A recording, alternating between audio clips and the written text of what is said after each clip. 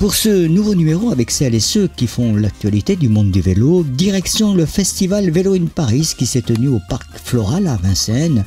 Une occasion unique de s'imprégner des dernières nouveautés proposées par les marques. Mon premier invité, Benjamin Lefebvre, responsable commercial pour la marque française Radior. Magnéto. Alors Benjamin, c'est une marque 100% française, est-ce qu'on peut le dire ? On peut le dire que c'est une marque 100% française. Nous, on en est fiers, on le revendique.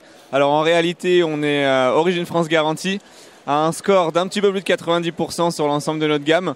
Mais on peut se dire entre nous qu'on est 100% français. Alors, si on fait un rapide rappel de ce qu'est Radior.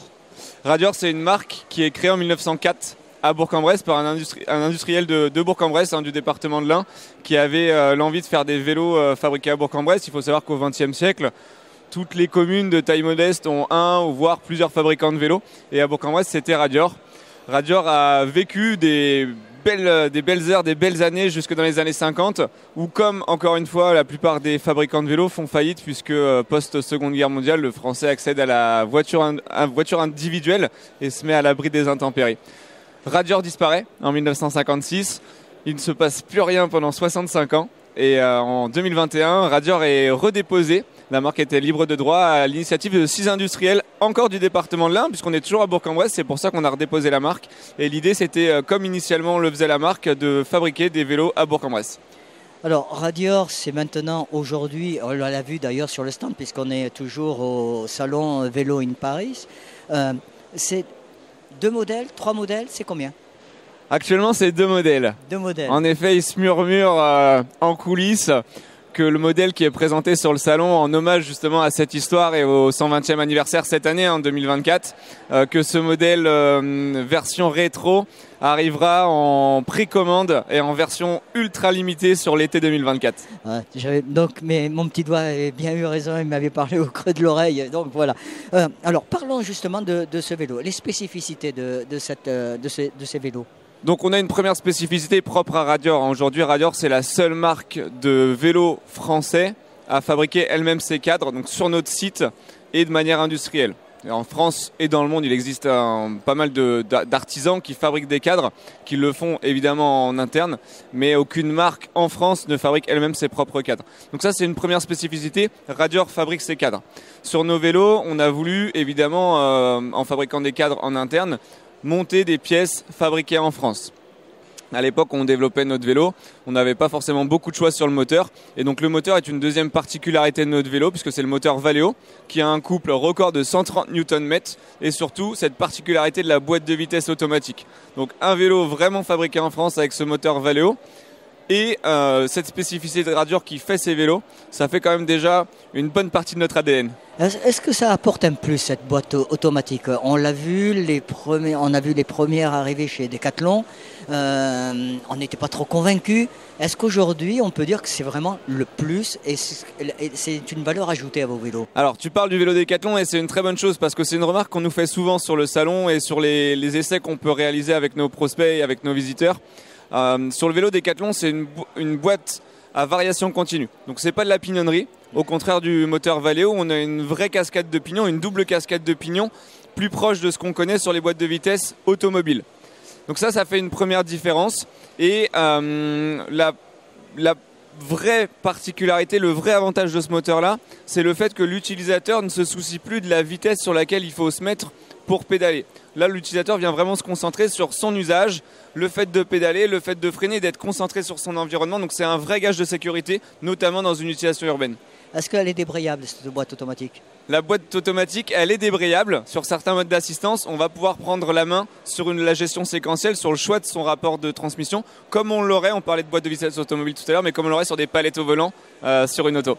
Je confirme, je l'ai essayé lors du salon à Nantes, et c'est vrai que c'est un plus, et c'est génial. On a tendance à dire en interne que l'essayer, c'est l'adopter. Et moi, j'ajoute même souvent lors des essais, le seul risque, c'est d'en vouloir un. Et évidemment, c'est le cas très régulièrement. En tout cas, 100% des essais se concluent par un énorme sourire jusqu'aux oreilles. Moi, je dirais mieux, c'est que du bonheur. Exactement. Alors, ces vélos se déclinent en une seule version ? 2 finitions. C'est vrai que tu m'as posé la question tout à l'heure, on n'est pas rentré dans le détail. sur la base d'un même cadre qui est lui disponible en 2 tailles. On fait aussi 2 finitions. J'ai plutôt l'habitude de parler de finition parce qu'on partage un cadre commun entre nos 2 modèles. Donc une finition urbaine avec des pneumatiques plutôt pensés pour un usage goudron ou chemin gravillonné, une fourche fixe et des freins à disque en 160 mm de diamètre pour la dimension des disques. Notre deuxième finition, c'est une finition trekking. Elle plaît beaucoup parce qu'elle a vraiment cet usage mixte à la fois route et chemin, et donc pour une double utilisation quotidienne plus loisir, un petit peu plus loin de la circulation et en forêt ou en montagne, cette finition trekking qui s'appelle le Garuda s'y prête très bien. Benjamin, quel regard portes-tu sur justement le monde du vélo à assistance électrique? Il a explosé après la Covid. Aujourd'hui, où on en est? Est-ce que ça va être l'effet soufflé qui va retomber, ou au contraire, c'est quelque chose qui va stagner mais qui va se développer lentement?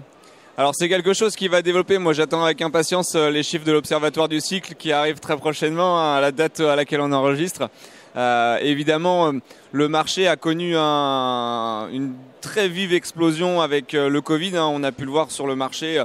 Les marques se sont développées, de nouvelles marques se sont créées, de nouveaux magasins ont ouvert spécialisés sur le vélo assistance électrique. Il y a un marché qui décroît, mais parce que la croissance elle n'est pas infinie, on le sait tous. Donc les gens se sont beaucoup équipés. Mais par contre, et le salon Vélo in Paris 2024 en est un très bel exemple, c'est que les clients sont en attente, sont en recherche encore de vélos à assistance électrique, suivent les tendances, suivent les nouveaux modèles. Et on le voit aujourd'hui sur le salon, et les exposants sont essentiellement des exposants qui arrivent avec du vélo à assistance électrique.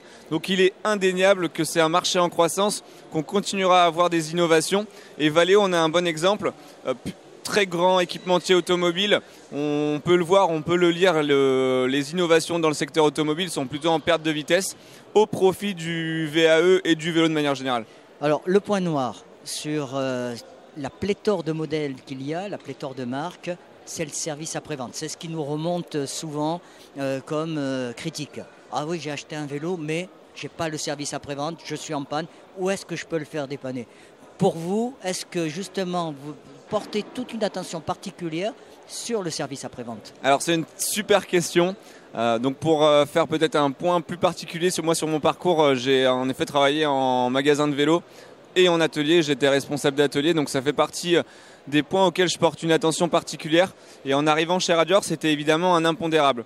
Aujourd'hui, je suis responsable commercial donc pour la marque, tu le disais en introduction, je suis chargé de développer le réseau de distribution et ça fait partie des points d'entrée de choix de magasins dans lesquels on va distribuer.